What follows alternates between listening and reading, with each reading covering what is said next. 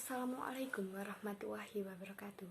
Puji syukur kehadiran Allah Subhanahu wa taala yang telah memberikan rahmat dan ridhonya sehingga kita dapat berkumpul di sini dalam keadaan sehat walafiat. Terima kasih kepada teman-teman yang sudah menyempatkan waktunya untuk datang ke ruangan ini. Tujuan saya berdiri di sini adalah saya ingin menyampaikan sebuah pidato yang berjudul Teknologi Informasi dan Komunikasi. Teknologi informasi dan komunikasi sudah ada sejak zaman modern. Teknologi tersebut biasa dikenal dengan komputer, internet, dan lain-lain. Komputer sejak dulu sudah sering digunakan di semua kalangan. Di kalangan pelajar juga sekarang sudah banyak yang menggunakan komputer untuk pelajaran. Dan alat canggih tersebut juga sudah sangat bermanfaat bagi orang-orang yang pekerjaannya bersangkut paut dengan alat tersebut. Apalagi sekarang juga sudah ada alat komputer yang lebih praktis dibawa kemana-mana, yaitu laptop. Laptop tidak hanya digunakan orang-orang penting saja, pelajar pun memakai laptop untuk proses belajar mengajar. Di samping komputer yang begitu sangat bermanfaat itu, sekarang juga sudah ada internet. Internet adalah sebuah jaringan komputer yang kita gunakan untuk mencari sebuah informasi yang ingin kita ketahui. Di dalam internet, kita bisa surfing mengenai hal-hal, misalnya berbagai inspirasi untuk belajar mengenai pelajaran, dan masih banyak lagi yang bisa kita lakukan. Di jaringan internet, kita juga bisa mendunia, misalnya ingin mengetahui mengenai negara lain atau informasi-informasi mengenai negara tersebut. Internet sangat bermanfaat apabila kita bisa menggunakannya dengan baik tentunya. Misalnya, untuk membuka situs-situs yang sangat bermanfaat bagi kehidupan kita, misal tentang pendidikan, tentang berita, dan ataupun media sosial yang bisa kita akses menggunakan internet. Namun, ada juga yang menyalahgunakan internet tersebut, misalnya untuk membuka situs-situs yang berbau pornografi. Biasanya hal tersebut dilakukan para remaja zaman sekarang. Sebaiknya sebagai remaja atau pelajar yang mengaku berpendidikan tidak membuka situs-situs yang berbau tersebut.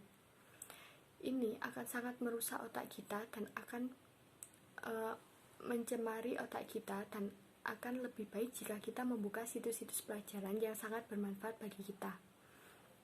Apalagi bagi anak-anak kelas 12 yang akan menghadapi ujian, mereka bisa menggunakan contoh-contoh latihan soal untuk ujian. Selain itu, di internet juga kita bisa mengenal dunia maya.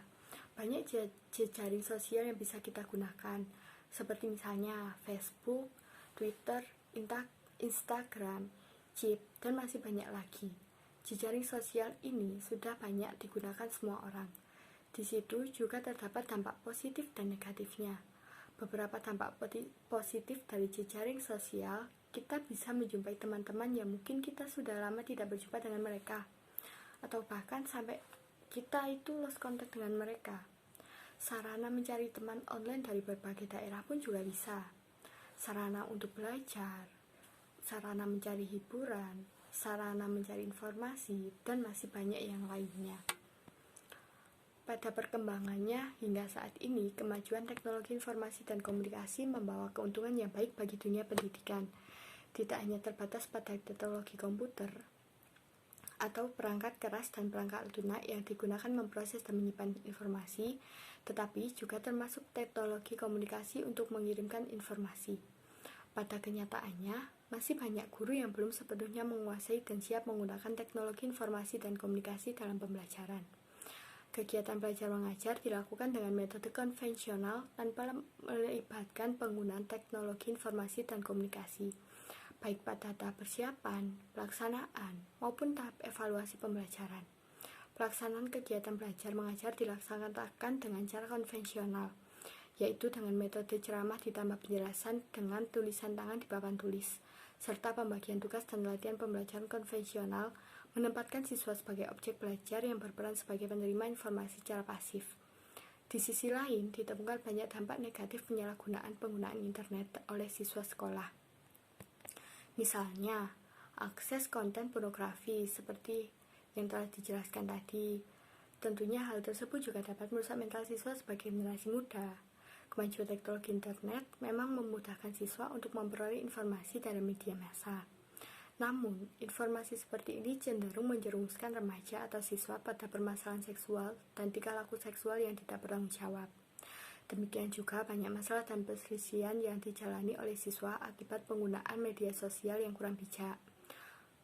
Media sosial juga dapat mengganggu kegiatan belajar remaja, dapat menimbulkan bahaya kejahatan, bahaya penipuan, dan juga tidak semua media sosial bersifat sopan. Penggunanya pun bisa bersifat biasanya menyinggung antar sesama pengguna, namun mereka tidak menyadari hal tersebut.